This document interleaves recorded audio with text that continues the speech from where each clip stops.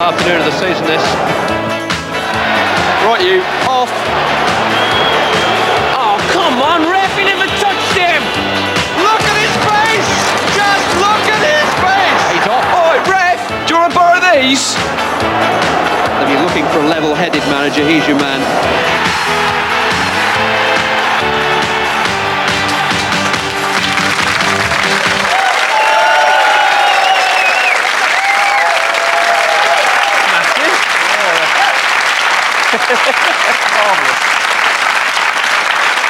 Hello and welcome to Fantasy Football League.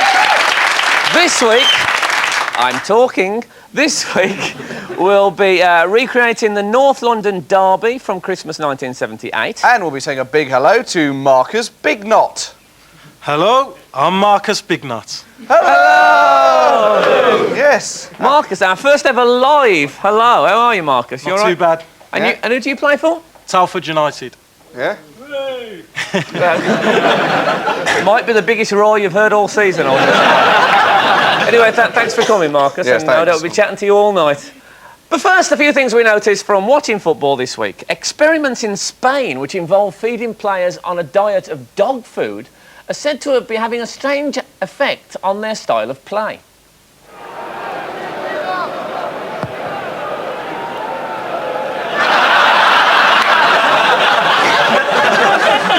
Let's mark that territory now, then, a little bit of picture. And in Sunderland, Peter Reid was celebrating their promotion to the Premier League.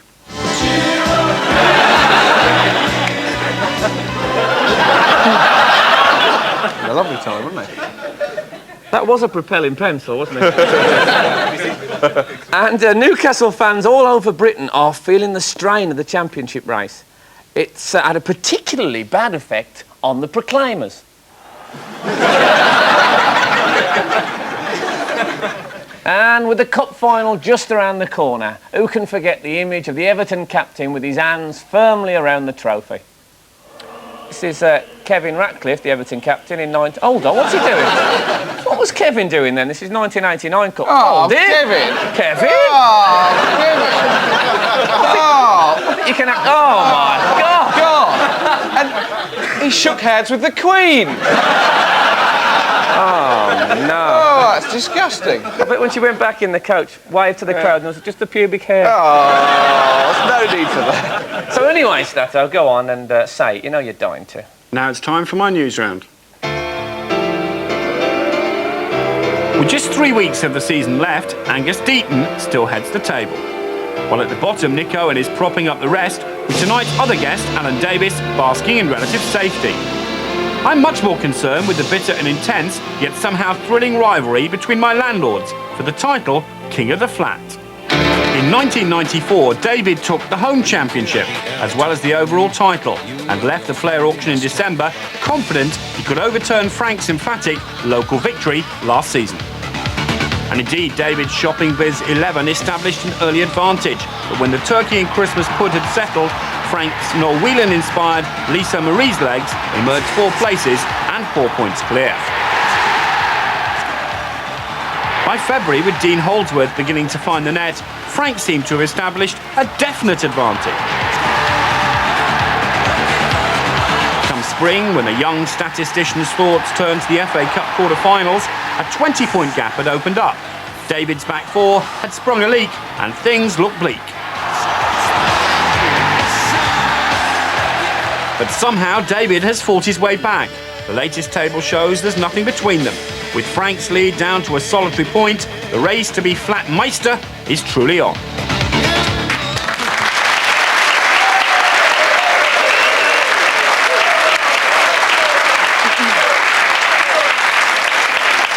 Exciting, isn't it? Very exciting. 1 point in it, eh? It's so exciting, in fact, that we've decided to have a bit of a bet on it. We've decided that whoever ends up lowest has to pay a sort of forfeit. And what's that? Well, what's going to happen is that on the last show, then we'll know which one of us has finished lowest in the league. And that person, this is absolutely official now, will be snogged, licked all over, and generally kissed by Boo Boo. This is Boo Boo, who's owned by Tony and Corrine Warren of Gravesend, and Boo Boo's going to come on here on the show. We're going to have chocolate painted all over our faces. Just maybe, perhaps even inside the mouth. Yeah. Yes, Boo Boo, that'll be nice. he's a boy, Boo Boo. So, Is he? You know, he's licked all sorts. And I think Ferguson and Keegan should have a similar agreement. We got a lot of letters again. This one is from Blockbuster Video from the One Stop Shopping Centre in Perry Bar, Birmingham. Yeah, happy days. And it's from Rich, Rob and Paul, and they've sent us the adult section of their main catalogue. Let's have a look at that. Let's see what the adult section includes. It includes Prescription for Lust, Pregnant Housewife Special, Jackie, Pregnant Asian Special featuring Rani, who's 7 months pregnant, and Plymouth Argyle, Simply the Best. Plymouth Argyle, Simply the Best? Is that erotic then? Obviously, we aren't allowed to show pornography on the show. I mean, that's a good thing, I think, because little kids watch this and stuff. And if we show any, it can't be actual sex acts. It has to be sort of simulated sex acts, like this one. This bloke having a good time there. Yeah. And...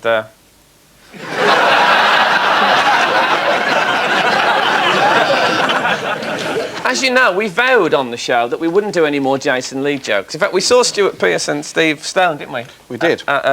The weekend, and they said that Jason's going to knock our head in. Yeah.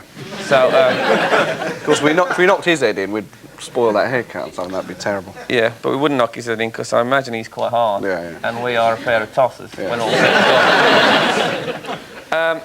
And a bloke wrote us a letter here called Brian Newcomb from Morden. He wrote a letter and he said, "Dear Frank and Dave, the Jason Lee gags have been going on too long now. Fair enough. And I think it's time you laid them to rest." And we agree with that, right? Yeah. But then he goes on to say, "As you see, there is plenty of room for them in the Jason Lee family cemetery."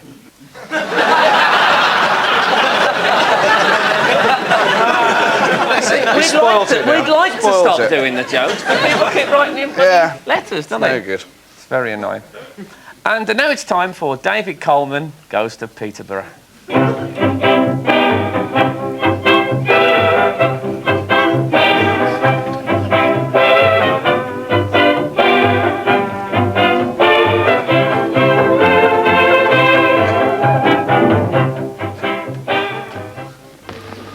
Well, hello, Mr. Stimson. Nice to see you.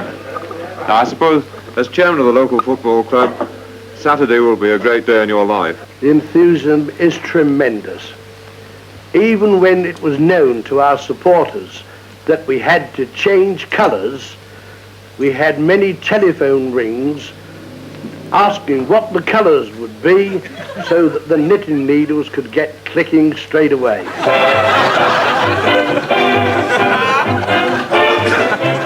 I like the way... Oh, blimey, no, I'm off. Oh, it's you, is it, this my week? turn to answer the door. I'm over keen, that's my You are. It's Alan Davies and Nick Owen. Nick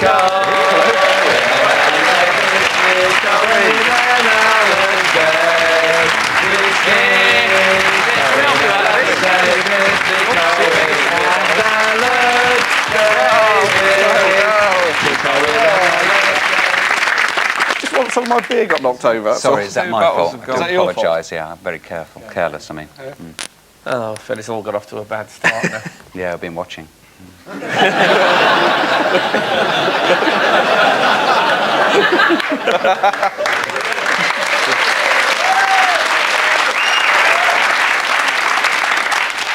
Obviously, we'll edit that out. Yeah. Stato, have you got a jelly deal for Nick, by any chance? I'll tell you what we have got. This is absolutely genuine. Sainsbury's sent us one of their new football cakes. This is the new Jane Asher range. Look at that, isn't it lovely? It's nice, isn't it? Oh, would you like a piece? This is brand new in go on, Sainsbury's. then, You I'd can love get them some. now. Thank you very much, Seriously, thank you. do tuck in. What about and you, you can Alan? have Would you an like a piece of cake? Yes, please. Do you want some Stato? No, I'm all right. Didn't Jane... Stato, I thought you liked cake, Stato. He's on a diet. You having some? I'll try a bit, yeah. I'll have the one. This is made by Jane Asher.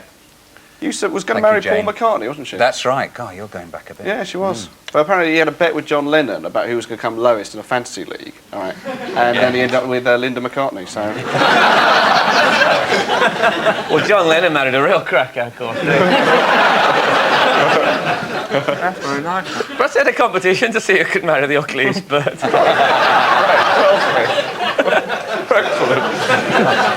Who said this show's lavish? So unfair.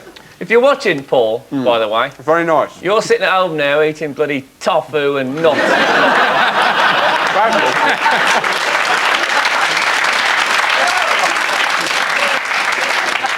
Could have been curled up with a nice ginger and a nice piece of cake. Well, look, you've got the 96. Yeah, I went for that deliberately. Oh, yeah. It's 96 if it's this way up.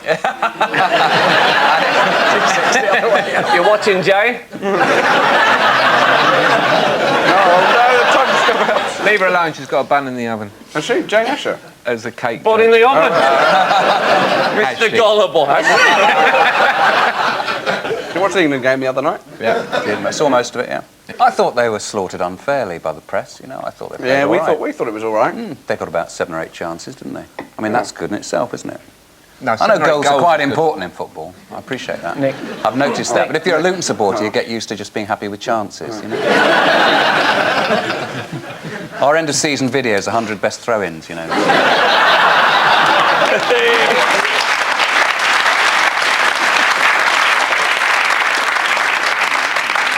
Well, I've heard that your end-of-season video comes out in October. It does, yeah. We had a terrible moment because we were at Wembley. You know, we've written this song now for the England thingy, and they played it, and they said, like, David Badoo and Frank Skinner in the ground, and we sat there, and they were just playing our song at half-time with us sitting there going... You're lucky they didn't build a stage, because they used to do that, put people on, do gigs in the middle of the pitch. And they did that with the Shaman once at Highbury. Isn't that what Danny Baird did once? Did gigs in the middle of the pitch. Thank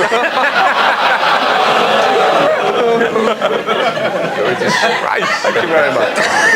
Tell us how you ended up being an Arsenal fan. Because my mum bought me a shirt. And? Well, my brother was getting a Tottenham shirt because my dad was a Tottenham fan and all long line of Tottenham fans. And my brother got one and I said, I'm not having the same as him. Just like that, I was only 5. Yeah. I'm not having the same shirt as him. So your brother's a Spurs fan? And my brother said, well, why don't you have an Arsenal one? They're top of the league. This was the double year. He was 7. He had no idea about the rivalry at all. So then my dad had to walk to matches with one little gooner. One Tottenham shirt, like that. So he still took you to Tottenham? Still took me to Tottenham, yeah. In the shirt? I don't think the North London rivalry is quite what it was. It's not quite as intense. I think David Seaman and Teddy Sheringham, for example, they're very close.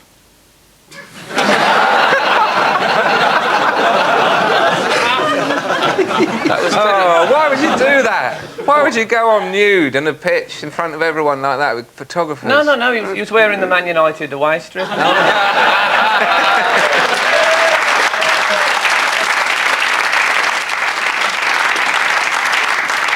Nick, you've got a rather fantastic second name, haven't you? Yeah. Go on, tell us what it is. You want to know what it is? Yeah. It's quite unusual, I suppose, isn't it? Yeah. Corbishley. Nick? Nicholas, I suppose. Nicholas Corbishley Owen. It's very posh. It is a bit, isn't it? It's deceptive, really, when you meet me, isn't it? We got sent a letter from someone who found the poshest name ever in football. They sent us a little panini card of an ex-Southampton player. Let's have a look at him. And this bloke is called Forbes Phillipson Masters. Look at that. That's very unusual for a footballer, isn't it? Sounds like the whole midfield, doesn't he, really? John Fashion, who's solicitors. Nick, clearly everyone knows you as the daytime presenter that you are, king of daytime TV, but you used to be a sports journalist. Oh, yeah. Yeah, done lots of things in my time, presented the What's old it like Olympics being a and World sports Cups. journalist in Oh, it's great, because you end up meeting all the people who are your heroes, you know. I met the Luton Town team loads of times, which is great. But,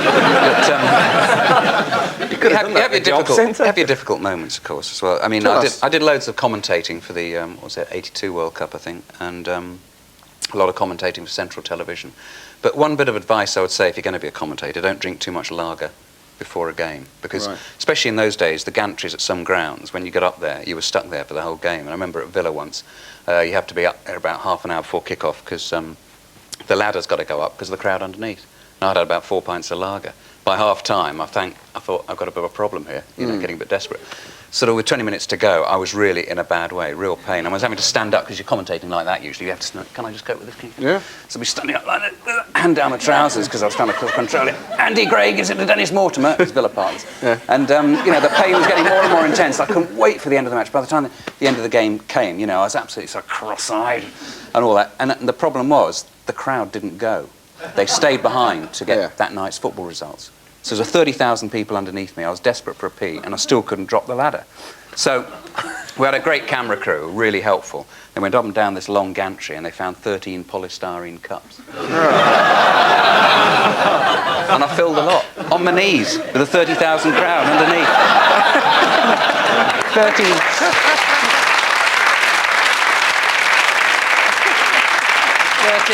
steaming polystyrene cups. If you'd have done it at different levels, you could have played a bit of a... That would have been worth seeing, wouldn't Yeah, it? absolutely. So never drink too much beer or lager before a game if you're commentating. I think my favourite sports journalist type preparation is the one that Steve Ryder does when he's doing Grandstand. Now this is absolutely genuine. This is a recording of Steve Ryder just before Grandstand goes on the air. Listen to this.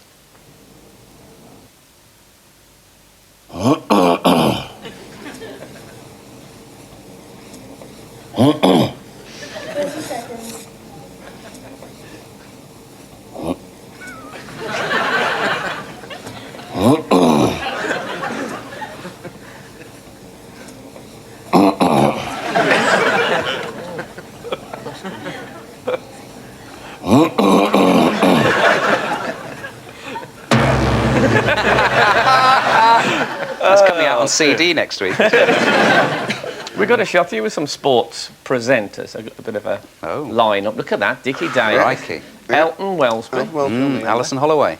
and of course Alison Holloway. Alison Holloway, yeah. But interestingly enough, we got a letter from a bloke who's been on holiday in Australia, and he says that... What's his name? His name is Dave Flynn, and he says that Elton Wellesby's working in Australia now, and showed a picture of him in the paper.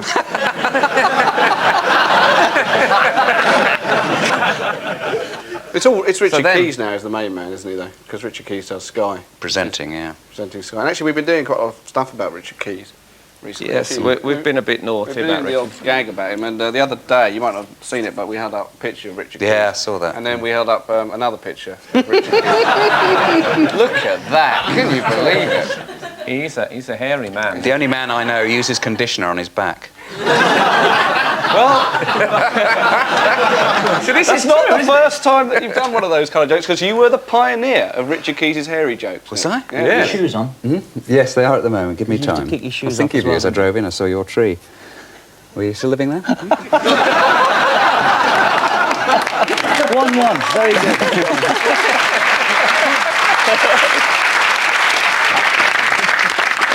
Actually, to be honest, I don't know if you're aware about it, but we're going to make, we stopped doing Jason Lee jokes. We're going to stop doing Richard Keys jokes. Because we have, this is true, apparently he's got a bit sensitive about it, and he's starting to take some rather drastic measures. What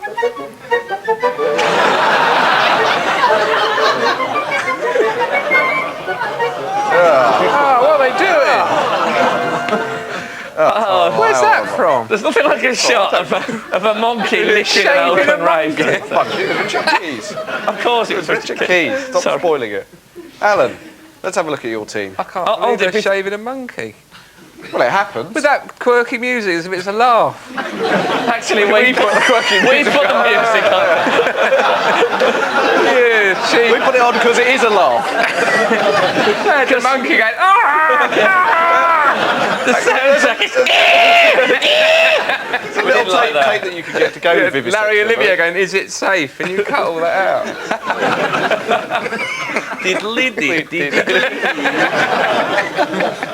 Alan. No, don't put Alan's team up here, because we've actually had complaining letters from a few people, saying that when we put the guest managers' teams up, they're never up long enough. I for agree. people to read. I have to pause. All right then. Well, I'll tell you what. We'll keep the teams up a bit longer this week. The team graphics. All right. So let's have a look at Alan's team. Oh, someone at the door now. Bloody hell. Trying to watch the team. Oh my God, it's Linda Lusardi with no clothes on. Linda Lusardi, absolutely. Give Linda no clothes. Admittedly looking a bit rough nowadays. Turn that. That was a shot, wasn't it? It's a shame we didn't get to see it. Yeah, God, we thought Richard Keys was hairy. Hang on, the doorbell's gone again. Maybe she's come back. Viewers at home, getting a bit excited. Oh no, it's Forbes, Phillips and Masters.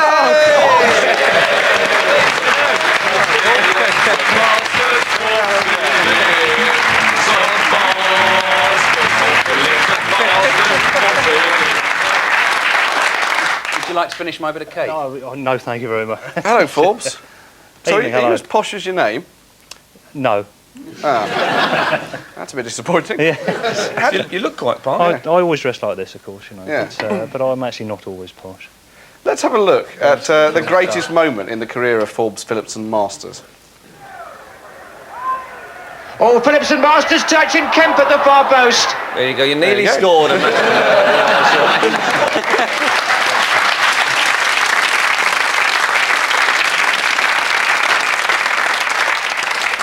That was the one and only. At Plymouth Argyle, I was there 3.5 years. I never scored a goal. That was the nearest I came to it. Really? I used to get a nosebleed if I went over the halfway line. No, you were a defender. Yes. Well, Alan, perhaps we can talk about your team. Limpar.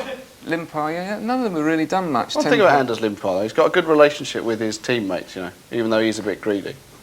Watch this. You watch Paul Ryde out there at the bottom of the screen, the Everton number 8 running forward. He's expecting a cross from Anders any minute. Keep your eyes on Paul.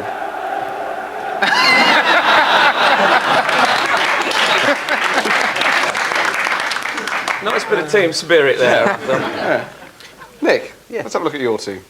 Right. Oh, the minute you get the team, just about to talk you through it.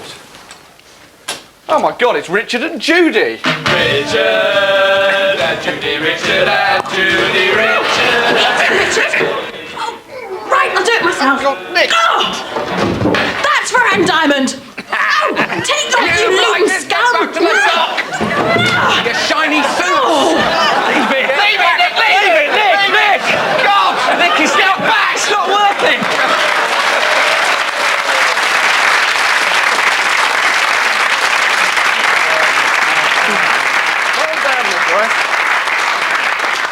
Oh my God, they've taken Forbes, Phillips and Masters. Bastards. Again. So desperate for a guest. That's bad news. And where's that wine gone? Thrown you.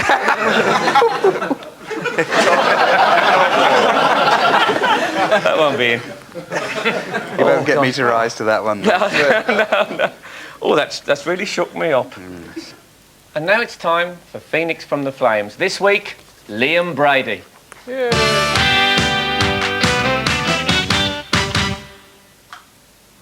So, Liam, we're here to recreate one of your most famous goals, which you scored for Arsenal against Tottenham, Christmas 1978. Stapleton. Oh, Pat Rice in there. Oh, Brady won it beautifully. Look at that! Oh, look at that! Look at that, look at that. Yeah, remember it. Take you back. No, look at that, look at that. Yeah, honestly, we remember. Anyway, Arsenal won 5-0. That must have spoilt Christmas for the Tottenham fans. They don't celebrate Christmas, do they? No, but there were 3 old blokes from Israel. From Israel? Truth. They must have circumnavigated the globe. They did that at birth, don't they? The old blokes from Israel doing there at Christmas time. I don't know. Some sort of mix-up.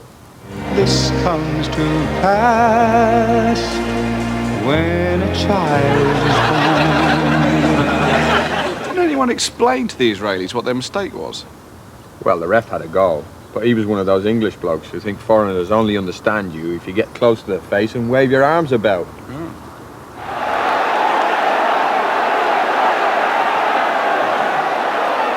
What the ref didn't realise is that Ozzy was actually saying, "Didn't you used to be in the scaffold?"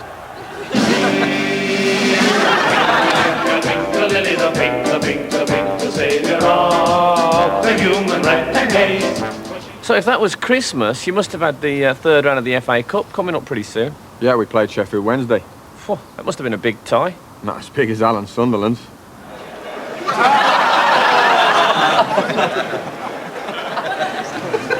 So did you ever get nervous in after-match interviews? Well, times were simpler then. Like if you just said champagne, you got a big laugh. I think I'll have mine with a bottle of champagne as well. Times have changed a bit. I can well remember the day when players celebrated with a light ale on Saturday nights. Did you know something about Jimmy Hill then? The central strand of his beard. You know, this bit here. Sorry, which bit? You know, the stalk. The middle bit. The lower lip curtain that joins the mouth to the main beard. Oh, look. Rather than being here, this bit was somewhere over here. And I can also remember what it was like being the end of the 5-0 hiding. Anyway, Liam, tell us about that goal. Well, the ball came over and Frank Stapleton went up for it and then it went out with Pat Rice. Of course, there were a lot of Irish players in that side. Yeah, but people exaggerated that. Well, there was Pat Jennings. Yeah. David O'Leary. Terry Neal, the manager, he was Irish. Well, anyway, the ball came out to Peter Taylor. I took it off and saw the empty space in the far corner and curved it in. Look at that! Oh, look at that! What a goal by Brady! Stapleton. Oh, Rice in there. Every Arsenal player wants the ball. Wogan. To Paisley. Arsenal says no! Good God! Comes out to that woman from Riverdance.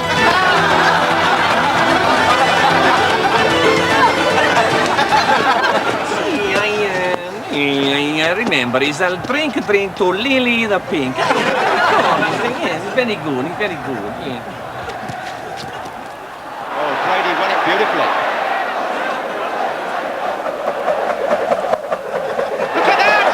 Oh, look at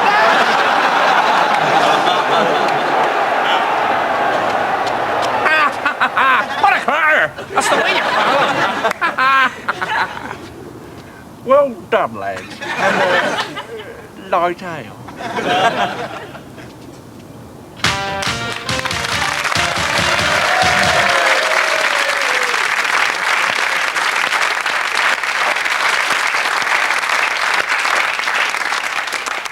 Right, well, thanks very much, Alan and Nick. Next week... I said Alan and Nick, sorry. Alan and Nick, thanks a lot. Next week's guests are Richard Madeley and Judy Finnegan.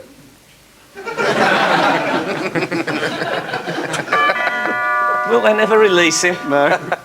Could be Linda again, who knows? Could be. All right, Jeff. Hello, Frank. How are you, mate? It's true. Right, thank you. Have you come as Mr. Stimpson, the pub landlord from David Coleman Goes to Peterborough? I'm going to roll out the Frank O'Farrell. Yeah, OK. Jeff Astor, ladies and gentlemen.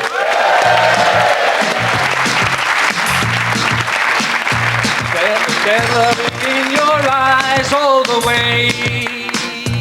If I listen to your lies, would you say I'm a man without distinction? I'm a man who doesn't know how to sell a contradiction.